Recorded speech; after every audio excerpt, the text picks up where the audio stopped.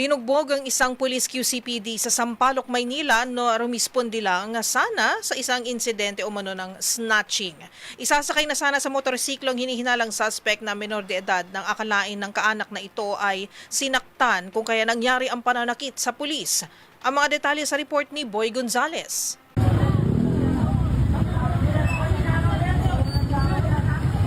Isang pulis na nakatalaga sa QCPD ang binugbog ng ilang individual sa Sampaloc, Maynila matapos ang umano'y insidente ng snatching na kinasasangkutan ng isang menor de edad o CICL. Ayon sa ulat ng Manila Police District Sampaloc Police Station 4, naganap ang insidente bandang alas 10:40 ng gabi sa Jitwason Street, corner Batanes Street. Bago ang insidente, sakay ng motorsiklo ang pulis at isang saksi patungo sa kanyang bahay na madaanan nila ang isang komosyon sa lugar.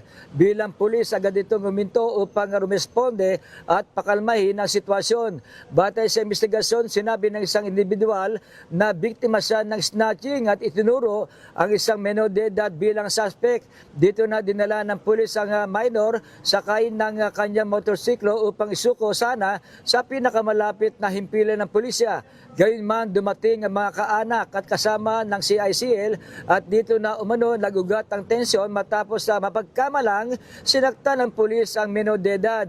Dito na umano sinugod at pinagsusuntok ang pulis at tinamaan pa ng helmet sa iba't ibang bahagi ng katawan. Sa gitna ng insidente, napilitan ng pulis na magpaputok ng isang beses upang ipagtanggol ang sarili. Agad namang rumesponde ang mga otoridad at nagsagawa ng follow-up operation na nagresulta sa pagkakaaresto ng 3 suspect. Patuloy ang investigasyon ng pulisya sa insidente. Para sa MBC TV Network News, ito si Boy Gonzales, una sa Pilipinas, una sa Pilipino.